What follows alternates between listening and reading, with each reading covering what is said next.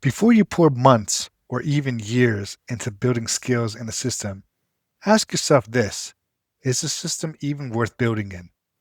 Most people never ask that, myself included.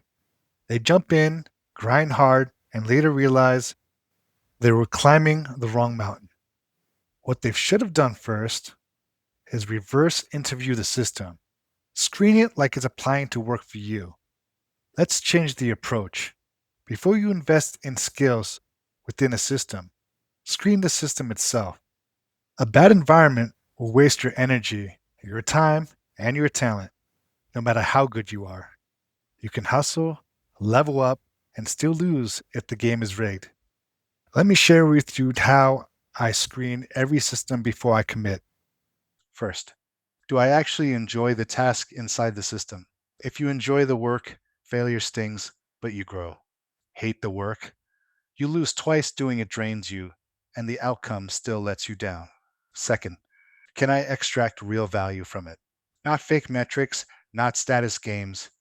Real returns money, clarity, fulfillment. Third, can I grow and thrive within my current limits? Some systems work with your constraints, others punish you for them. I look for systems that flex with me, not fight me. And last, are there red flags? If I see a system that traps people, punishes them for leaving, forces extra work with no pay, or puts politics above performance, I'm out. One of the biggest red flags today: how diversity, equity, and inclusion is being applied in high trust institutions. I believe diversity can be valuable when it's earned, not forced. But the way many institutions now implement diversity, equity, and inclusion has shifted. It's no longer about equal opportunity. It's about identity based outcomes regardless of performance. That's not inclusion, that's institutional decay. In high stakes environments like the military, law, medicine, or finance, meritocracy isn't just ideal, it's essential. Start selecting people based on group identity instead of ability, and you introduce risk. Promote based on optics, not competence, and you erode trust internally and externally. If diversity, equity, and inclusion driven models produce stronger results, our global adversaries would have copied them by now, but they haven't.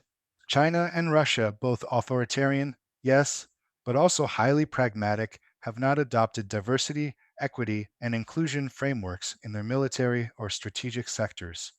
They prioritize output, not ideology. That tells you something. Diversity, equity, and inclusion, when misapplied, doesn't boost performance, it sabotages it. We should never abandon fairness. But fairness has to include the right to earn, to compete, and to be trusted for what we can do, not what box we check. If the system is rigged, the smartest move is to leave. Let me give you a few real world examples from my own life. The US Army. At the time I joined, I was young. I was just grateful for a roof over my head, food on the table, and the chance to travel. I didn't yet understand how to evaluate whether the system itself was right for me. That naivety cost me. I paid my tuition in the school of hard knocks 5 years in a system that looked stable on the surface, but hid layers of dysfunction underneath. I was highly competent, consistently ranked at the top through unbiased, third party performance evaluations. But when it came time for promotion, I was passed over in favor of meeting diversity representation targets. As an Asian male, I wasn't the right minority or gender, and there was nothing I could do about it. To make it worse, when my contract ended and I left, the Army attempted to force me back under something called involuntary recall, a charming phrase for what amounts to being told, "You're free unless we say you're not." No quitting, punishment through jail, diversity, equity, and inclusion politics over merit. I finished my contract and walked away fast. YouTube, you can quit. But that's about the only thing it gets right. The algorithm is a black box. You're judged by invisible rules, and you can be demonetized or banned without clear explanation, warning, or recourse. It fails every key filter.